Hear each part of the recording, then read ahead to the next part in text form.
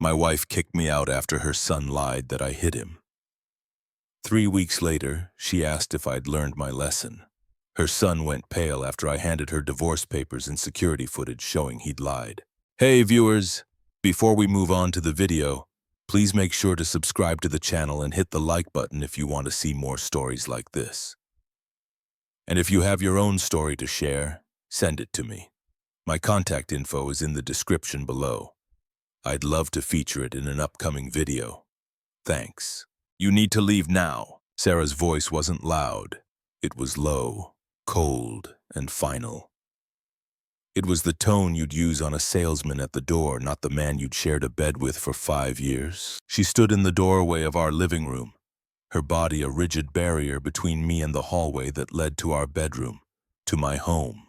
Behind her, peeking from the kitchen with a red, blotchy face and one perfectly dry eye, was Jake, her 14-year-old son, my stepson. In his eyes, just for a flash beneath the performative tears, I saw it. A glimmer of pure, unadulterated triumph.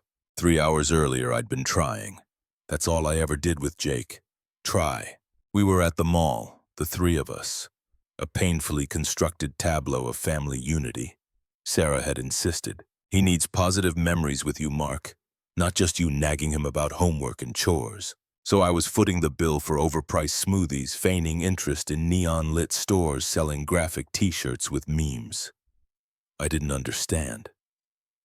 Jake trailed behind us, a storm cloud in a hoodie surgically attached to his phone. Look, Jake, I'd said, stopping by the electronics store. In the window was the new PlayStation 5, its promotional screen flashing with epic, unrealistic battles. That's the one, right? The one you've been talking about? He grunted, not looking up from his own screen. Yeah, it's pretty pricey, Sarah said, squeezing my arm. Maybe for his birthday if his grades come up. I saw the opening, a peace offering. Tell you what, bud. You pull that history grade up to AB by the midterm and we'll talk about making it a birthday achievement combo present. A reward for the effort. Finally, he looked at me. The disdain was so potent it was almost physical. So it's a bribe. Cool. Real mature, Jake, Sarah chastised. But it was a weak sound. A reflex. She turned to me, a placating smile on her face. He doesn't mean it like that. He's just passionate about his games. I swallowed the familiar frustration. This was the dance. Jake would be rude or dismissive. I'd react, however, calmly. Sarah would deflect, framing his behavior as spirited or sensitive, and my reasonable expectation of basic respect as being hard on him. I was always the outsider, the third wheel on their pre-built unit of 2. I'd met Sarah when Jake was 9. His biological father was a ghost, a faded memory who sent inconsistent child support and emptier promises. I thought I was stepping in, building something. I paid the mortgage on the house we'd moved into together, a better school district for Jake. I drove him to soccer practice until he quit. I sat through parent-teacher conferences where teachers used phrases like entitled attitude and avoids accountability. I tried to set rules, screen time limits, charts. Sarah would uphold them for a day, then relent when he'd sulk. He's had a hard time, she'd whisper to me in bed. He needs to feel secure. I wanted him to feel secure, I just also wanted him to not be a jerk. Back at the house, the tension from the mall outing had settled like a fog. I was in the kitchen cleaning up from the dinner Jake had barely touched. He appeared in the doorway. I need the new PlayStation, not for my birthday now. I put down the sponge. Jake, we talked about this. The deal was for the great improvement. That's stupid. Mom said you could just get it. She said you make enough. A little knife of betrayal twisted. Had she said that, undermining me again to be the cool parent? It's not just about the money, it's about follow-through. You don't follow through on your commitments, chores, homework. Why should I follow through on a major gift with no strings attached? His face darkened. You're not my real dad. You can't tell me what to do. It was an old weapon, well used and dulled from overuse, but it still found its mark. I'm the dad who's here, I said, my voice tight. And in this house we earn things. The answer is no. He glared at me. a hatred in his eyes that seemed far too ancient for a 14-year-old. "You'll be sorry," he hissed, low enough that Sarah, watching TV in the living room, wouldn't hear. I dismissed it as teenage melodrama. "Go finish your homework, Jake." He stormed upstairs. I heard his door slam. I finished the dishes, my hands shaking slightly with frustrated adrenaline. About 20 minutes later, a thunderous crash echoed through the house. It came from the upstairs hallway, the sound of a body hitting a wall followed by the clatter of something framed falling. Sarah's show went silent. Footsteps pounded up the stairs. My feet were moving before my brain processed it. I took the stairs 2 at a time. Sarah was crouched in the hallway outside Jake's room. Jake was on the floor, his back against the wall, cradling his left arm.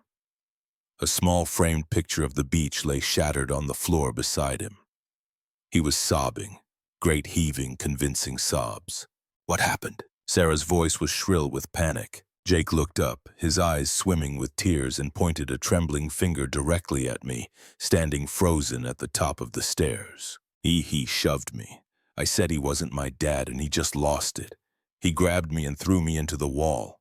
The world narrowed to a silent, screaming tunnel. I saw Sarah's face transform from concern to a pale, furious mask. I saw Jake bury his face in his knees, his shoulders shaking. Though I could now see with a surreal clarity that the arm he was supposedly cradling was the wrong one. He was holding his right arm but wincing as if his left was hurt. "Sarah," I said, my voice strangely calm in the ringing silence. "I was downstairs. I just got here. I didn't touch him." She didn't even look at me. She was stroking Jake's hair, her back rigid. "Are you hurt, baby? Can you move it?" "It really hurts, Mom," Jake whimpered. "Sarah." I tried again, taking a step forward. "Look at me. I would never. He's lying.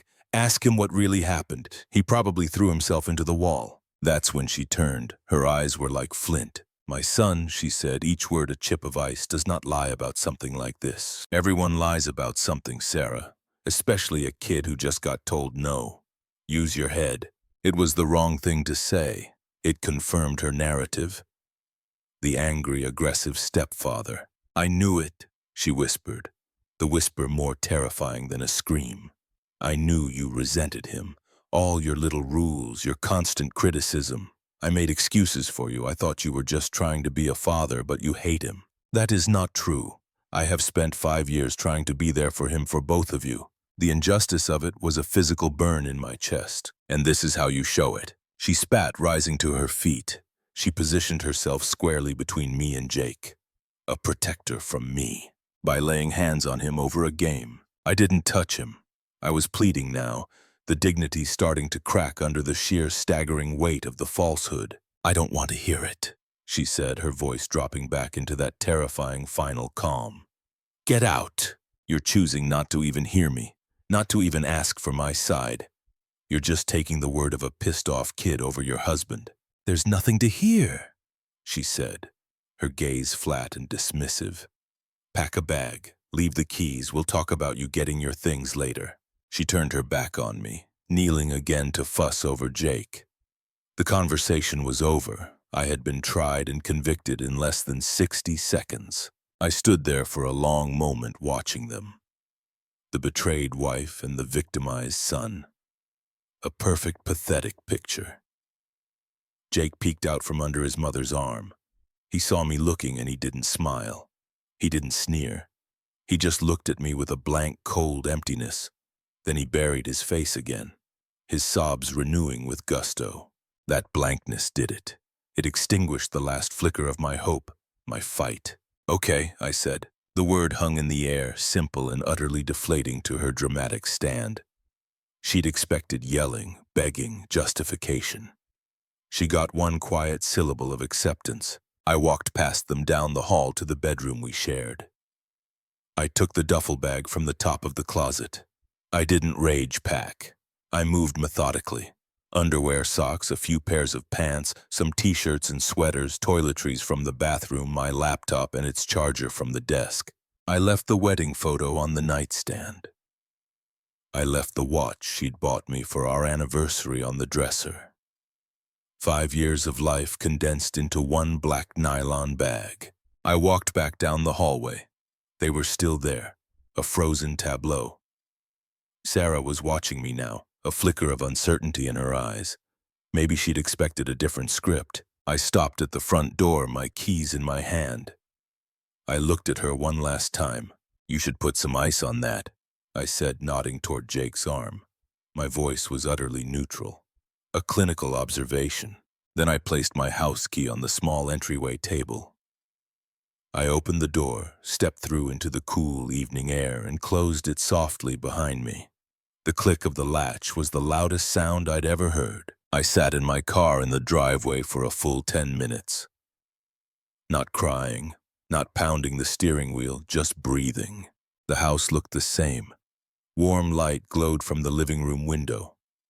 My home. Our home from which I had just been permanently exiled based on a child's lie and a woman's refusal to see me. I started the car and drove. I didn't know where to go. I ended up at a generic budget hotel off the interstate. The room smelled of stale cigarettes and industrial cleaner. I dropped my bag on the floor, sat on the edge of the stiff bed, and stared at the beige wall. The unfairness of it wasn't a wave. It was a slow rising tide. Cold and suffocating. It wasn't just about the lie. It was about her instantaneous wholesale belief in it. It meant that in some deep, unacknowledged part of her, she'd already believed I was capable of it. I had been on probation in my own marriage, and I never knew. The love I'd given, the stability I'd provided, the patience I practiced, it was all conditional. It could be voided by the tearful accusation of a resentful teenager. In the profound quiet of that ugly room, a switch flipped. The hurt didn't vanish, but it was compartmentalized, put in a locked box. In its place came a cold, clear clarity. This was over. I lay back on the scratchy bedspread, staring at the water-stained ceiling tile. The first unbidden thought wasn't of loss, but of a mundane detail.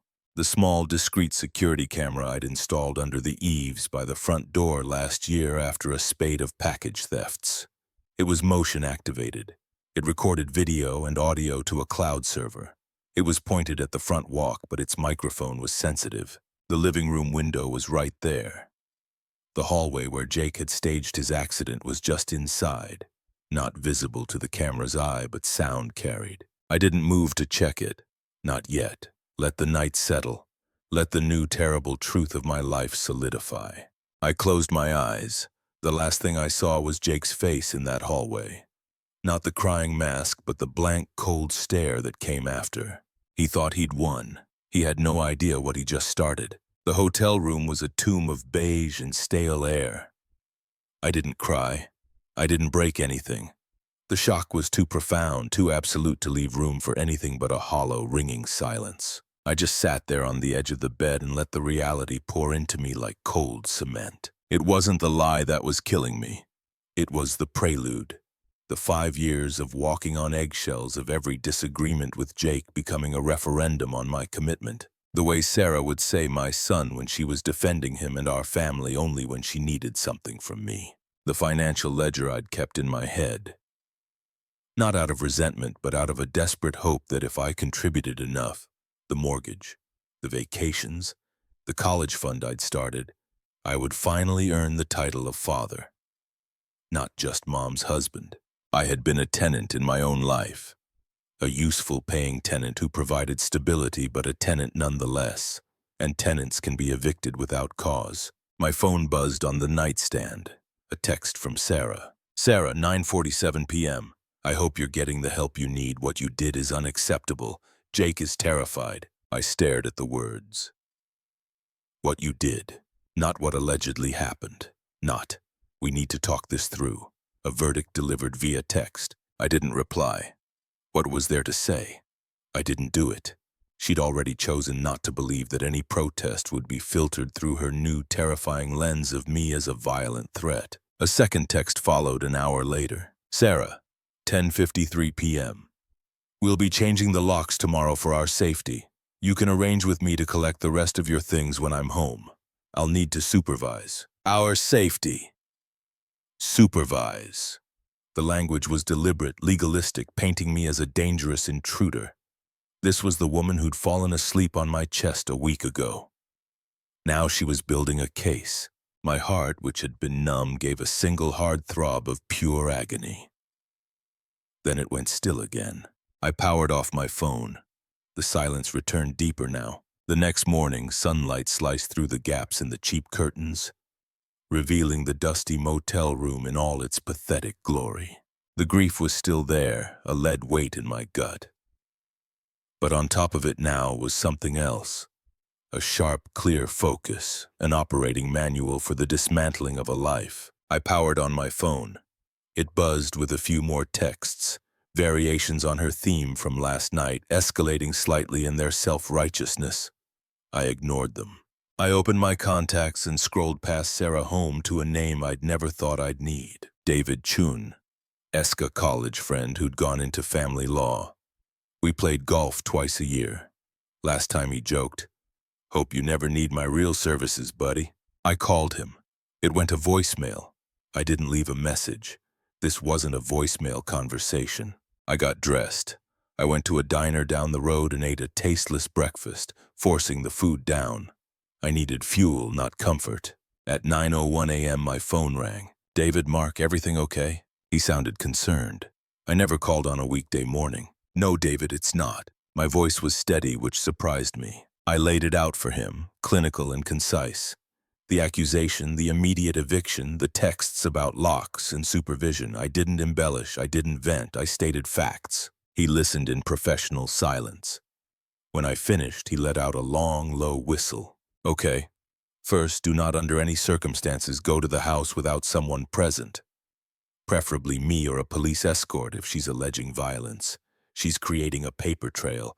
You need to do the same." "Understood." "Second, any evidence, texts, emails, witnesses?" I almost laughed. "The only witness is her son, who's the accuser, and her who believes him." "What about the house itself? You said he claimed you shoved him into a wall. Any damage? Anything inconsistent with his story?" "The wall, the framed picture, the camera." "I installed a security camera last year," I said, the words feeling strange in my mouth. "Front door. It has audio." David's tone shifted instantly from cautious to keenly interested. "Does it cover where this happened?" "No, it's outside. But the living room window was open. The hallway is right inside.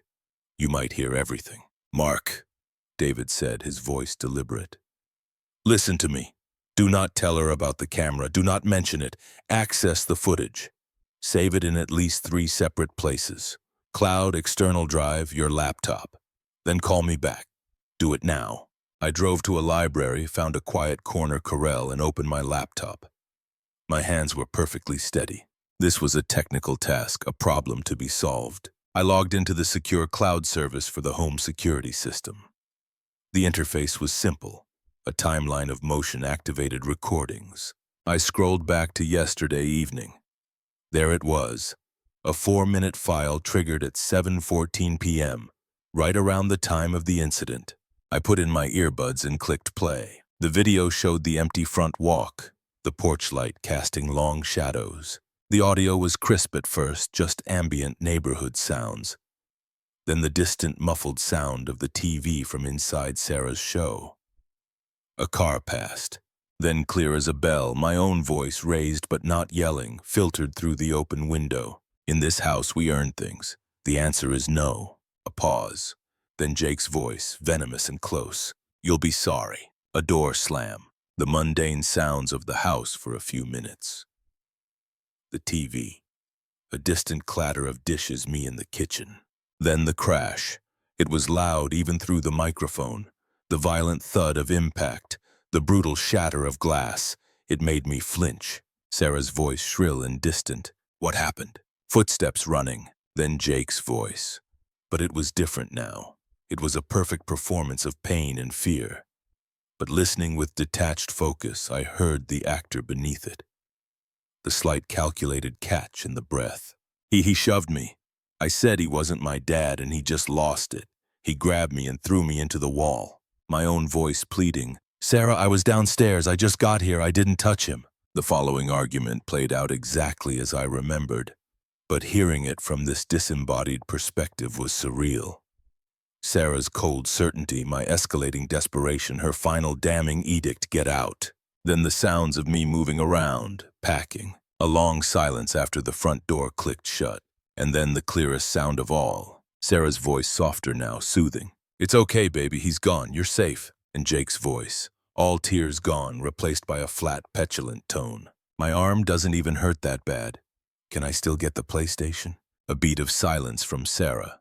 Then, not anger, not horror, but a tired, almost amused sigh. "We'll see, honey. Let's just get through this first." I stopped the recording. I sat very still in the library corral. The fluorescent lights hummed overhead. A student coughed a few rows away. The world was normal, and on my screen was the digital proof that my marriage had been a fragile illusion, shattered not by a shove, but by a sigh of weary compliance. There was no rage. There was no vindication. There was only a vast, endless sadness, and beneath it, the bedrock of that new cold clarity. I did as David said. I downloaded the file. I saved it to my laptop's hard drive, to a USB key I bought at the pharmacy, and to a new private cloud folder. I labeled it meticulously Audio Evidence 714. Then I called David back. "I have it," I said. "The audio. It's all there." His threat, the crash, the false accusation, her reaction in a conversation after I left where he admits it doesn't hurt and asks for the game console. David was quiet for a moment. "Mark, that's a silver bullet. That's beyond a silver bullet. That's the whole arsenal. Do you want me to listen?" "No," I said. "I trust your judgment. What's next?" "What do you want?" he asked, his lawyer voice dropping for a moment, replaced by my friend's concern. I looked out the library window at the ordinary street. "I want out completely, cleanly, and as quickly as possible. I don't want the house. I want my equity. I want my personal belongings. I want no future contact." Then we file for divorce. Irreconcilable differences. We don't lead with the audio. We let her believe her narrative is still the operating one. It gives us the strategic advantage. "She's changing the locks today," I said. "Noted. We'll add unlawful eviction to the filing. It strengthens your position for asset division. I'll have the papers drawn up. We'll file them, but we won't serve her immediately." "Why not?" A small, hard smile was audible in his voice. "Because people who believe they're in the right and who believe you are defeated often reveal their true hand. They get arrogant. They tip their cards. Let her sit in her certainty for a little while. Let her commit to her story. When the audio comes out, it won't just disprove her. It will expose the entire charade. It will show the court and any mutual friends her fundamental bad faith. It was cold, it was calculated, it was exactly what I needed." "Do it," I said. The next 3 weeks were a lesson in suspended animation. I rented a small furnished apartment. It was blank and impersonal, and I liked it that way. Nothing here could betray me. I went to work. I performed my duties. I was by all accounts fine. David filed the divorce petition. It was a simple, clean document stating the marriage was irretrievably broken. It listed my claim for 50% of the marital equity in the home based on my payment of the mortgage and a list of personal property to be retrieved. It made no mention of Jake's accusation. It was a business document dissolving a partnership. I heard snippets about Sarah's life through the muted grapevine of a single mutual friend, Lisa, who was confused and trying to stay out of it. Texts would trickle in. She says, "It's been so peaceful, but Jake's being a handful." She's complaining about the mortgage payment. "Didn't realize how much you covered." I never replied to these probes. Lisa's loyalty was to drama, not to me. Sarah's texts to me had evolved. The accusatory ones stopped after a week of my silence. They were replaced by a different tone. "Sarah, week 2. This is so hard on Jake. He's having nightmares." "Sarah, week 2. 2 days later, we need to talk about moving forward. This can't go on forever." "Sarah, week 3. I'm willing to consider family counseling, for Jake's sake." Each one was a fishing expedition, testing the waters to see if I was broken, if I was ready to cave, to apologize, to make it all go away. She was managing the aftermath of her decision and finding it less rewarding than she'd imagined. The texts weren't about me. They were about her increasing burden. I deleted them all unread after the first line preview. My only project, my only focus was the new quiet rhythm of my own life. I bought groceries for one. I watched whatever I wanted on TV. The silence, which had been oppressive in the hotel, began to feel like peace. I realized how much energy I had spent navigating the minefield of their dynamics, absorbing Sarah's dismissals, absorbing Jake's resentment. That energy was now my own. David called. "The papers are ready. She hasn't been served yet. She's going to get a notification from the court that a petition has been filed, but she won't get the physical papers until a process server delivers them. That's your moment of maximum leverage. What's your play?" I knew exactly what it was. I had replayed that last conversation in the hallway 1,000 times. Her cold certainty, her refusal to look at me, her promise that we'd talk about you getting your things later. It was later. She told me to arrange a time to get my things when she could supervise. I said, my voice devoid of any emotion, "I think I'll take her up on that." David understood immediately. "You're going to hand her the papers yourself? You want the confrontation?" "No!" I corrected him, and I meant it. I don't want a confrontation. I want an execution, and I want him to watch. There was a long pause on the line. "The audio file is in the evidence package for discovery. It doesn't have to be a spectacle. Mark, we can just serve her and be done." "She evicted me from my home based on a lie," I said. The first hint of heat entering my voice instantly cooled. "She told our friends I was violent. She is living in a house I pay for, believing she holds all the moral and legal power. I want her to see in person the precise moment that power evaporates. Then I will be done." David, to his credit, didn't argue. "Okay, but you say nothing until she's got the papers in her hand. Let her make the first move. Record the interaction on your phone in your pocket. For your protection." "I will." The night before I was to go, I took the manila envelope from David's office from my briefcase. Inside were the divorce papers. On the last page, beneath the line for her signature, I had printed a simple note. "For relevant evidence, see attached link and password." Below it, I wrote the URL to the private cloud folder and the password. The date of my eviction, formatted as she'd said it. "Get out now." I placed the envelope on my new empty kitchen counter. Next to it, I laid out the clothes I would wear. Not the jeans and hoodies of my old at-home life, but crisp chinos and a simple, well-made sweater. The clothes of a man who was not coming home, but closing of account. As I lay in bed in the dark of my silent apartment, I didn't think of Sarah's face. I thought of Jake's, the blank, cold stare he'd given me after the performance. He believed he was punishing me for saying no. He had no concept of the chain reaction he'd triggered. The avalanche of consequences that was now quietly poised to fall directly onto him and the mother who had enabled him. 3 weeks of silence, 3 weeks of her believing she was teaching me a lesson. Tomorrow the lesson would end and the learning would begin. The text came at 4:37 p.m. on a Tuesday, exactly 3 weeks and 1 day after my eviction. "Sarah, we need to talk. Come by the house tomorrow at 6 o'clock. No question mark. No, please." It was a summons issued from the throne of her presumed righteousness. I looked at the message, a faint cold smile touching my lips. She'd held out as long as she could. The mortgage payment must have been a shock. The reality of solo parenting a teenage tyrant must have been sinking in.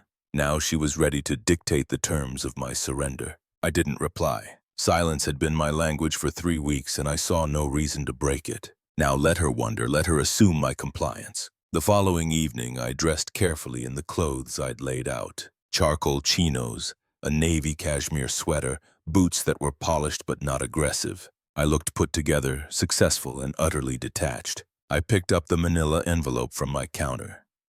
It felt light in my hand, a feather holding the weight of a 5-year illusion. I arrived at 5:58 p.m. Our house. The porch light was on. The lawn was slightly overgrown. A single limp bag of garbage sat by the curb, overdue for collection. Small details of decay. I didn't ring the bell. I didn't use my key. It was useless now. I stood on the front step and waited. At 6:02, the door opened. Sarah stood there, arms crossed over her chest. She was dressed in yoga pants and an old sweatshirt of mine she'd claimed for lazy days. Her hair was in a messy bun. She looked tired, but her expression was pure, cultivated steel. "You're late," she said, not moving from the doorway. "I'm here." I replied, my voice neutral. You wanted to talk. She looked me up and down, a flicker of confusion in her eyes. I didn't look like a broken man begging for scraps. I looked like a guest, and an unimpressed one at that. It threw her script. Come in, she said finally, stepping back with obvious reluctance. The house smelled different, less like clean linen and the meals I used to cook, more like microwave popcorn and a vague, unwashed stainless. The living room was messy with Jake's things strewn about. She didn't invite me to sit. We stood in the space between the couch and the TV where we'd once curled up to watch movies. Jake lurked in the kitchen doorway, a silent spectator. He was paler than I remembered, his eyes watchful. The triumphant glint was gone, replaced by a nervous, sullen energy. Sarah took a deep breath, summoning her rehearsed magnanimity. I hope these weeks have given you time to think, she began, her tone that of a head mistress addressing a wayward student. To think about your anger and what it almost cost you.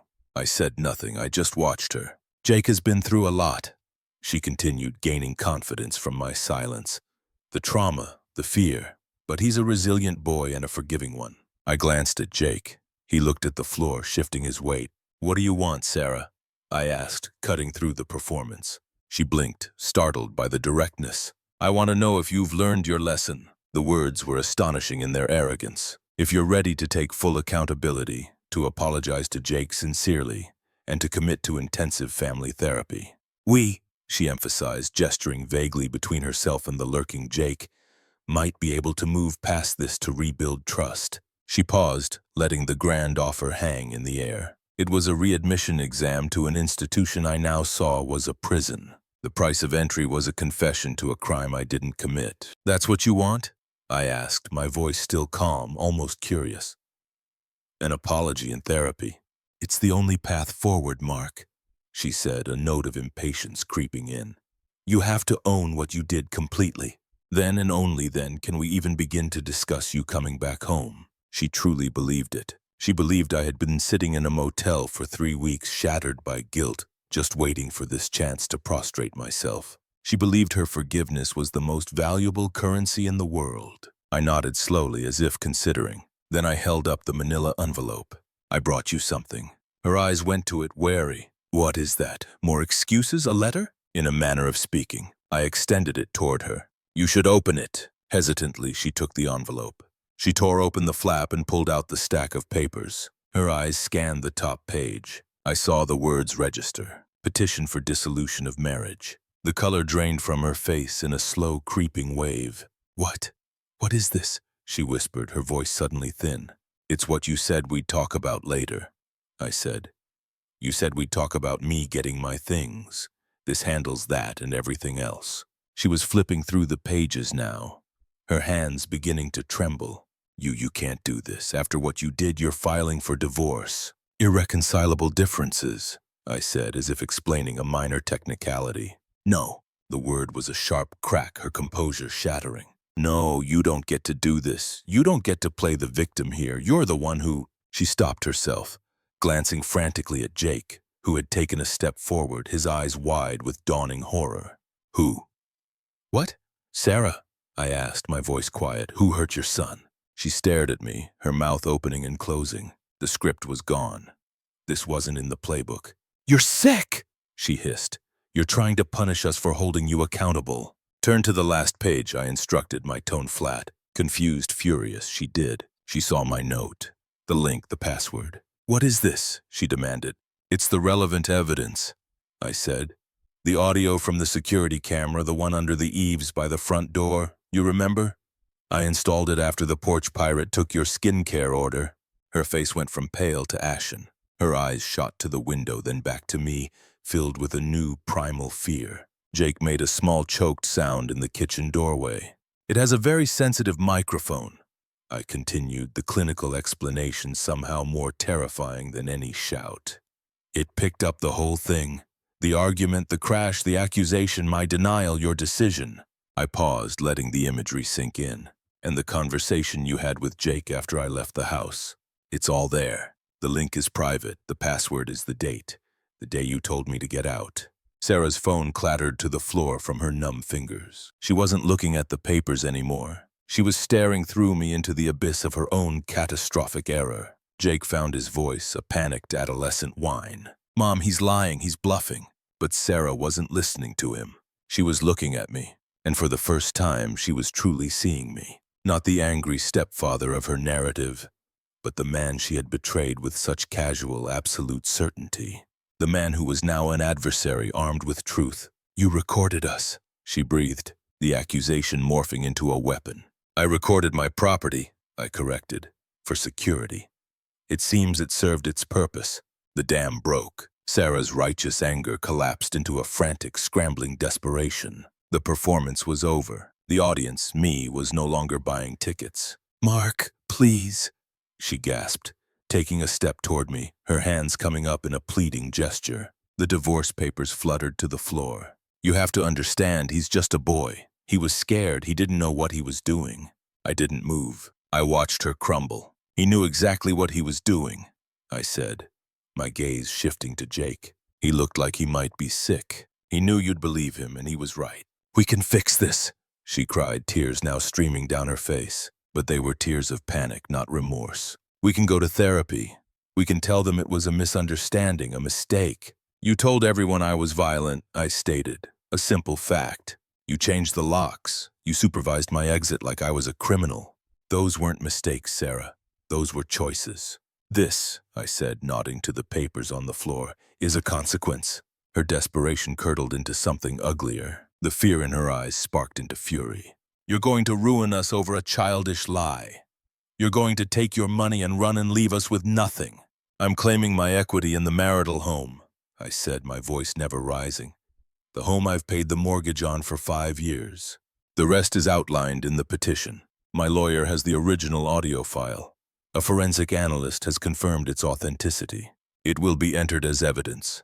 It tends to disprove your claims of domestic violence, which I'm advised could have impacted the divorce settlement significantly. Consider this the cleanest possible outcome for you." Every clinical legal term was a nail in the coffin of our shared life. I was speaking a language she couldn't manipulate from a position she could no longer touch. She stared at me, her chest heaving. Then her eyes, wild and bloodshot, swiveled to Jake. The love and protection vanished, scorched away by the heat of her own impending ruin. "You!" she shrieked, the sound raw and ragged. She took a stumbling step toward him. "You stupid, lying little brat. Look what you've done. Do you have any idea what you've cost us?"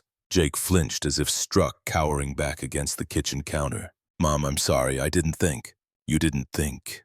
You've ruined everything. For a game."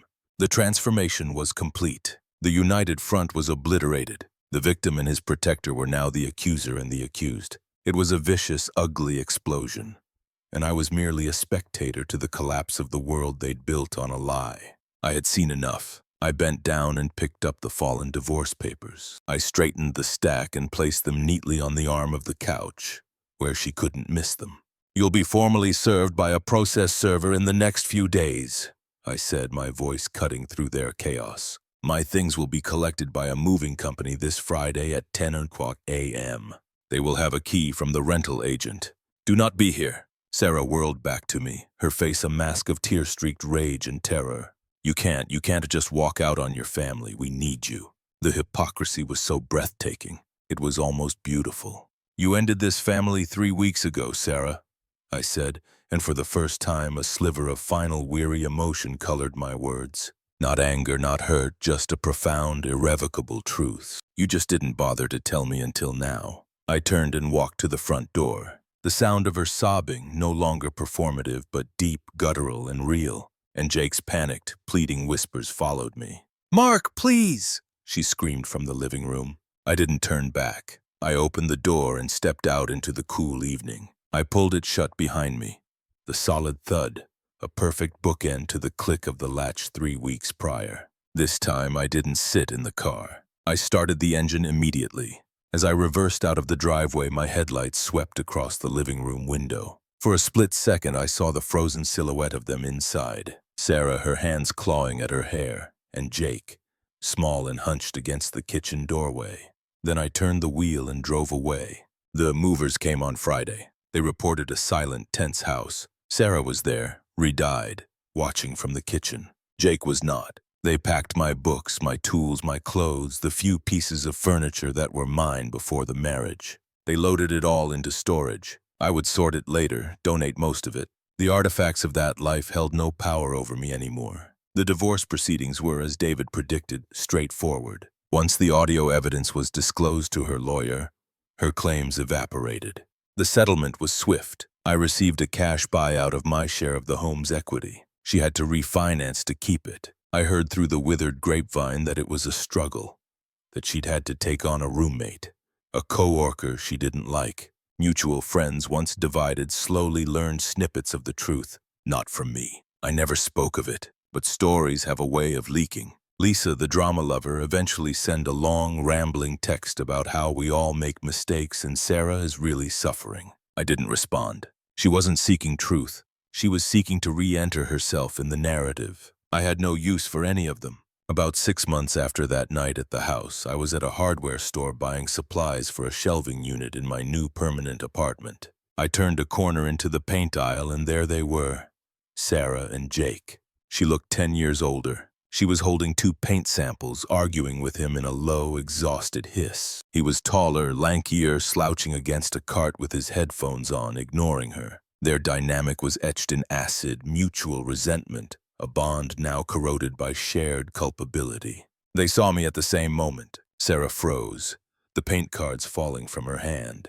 Her eyes were wide, a tumult of shame, anger, and a pathetic, lingering hope flashing across her face. Jake yanked his headphones down, his adolescent bravado melting into pure, unadulterated fear. He looked like he wanted the floor to swallow him. I held their gaze for no more than 2 seconds. I didn't nod. I didn't smile. I didn't frown. I simply looked through them as if they were store fixtures present, but of no more personal significance than a can of primer or a drop cloth. Then I turned my cart and moved down the aisle toward the fasteners. My focus already returned to the task at hand, building a shelf for my new life.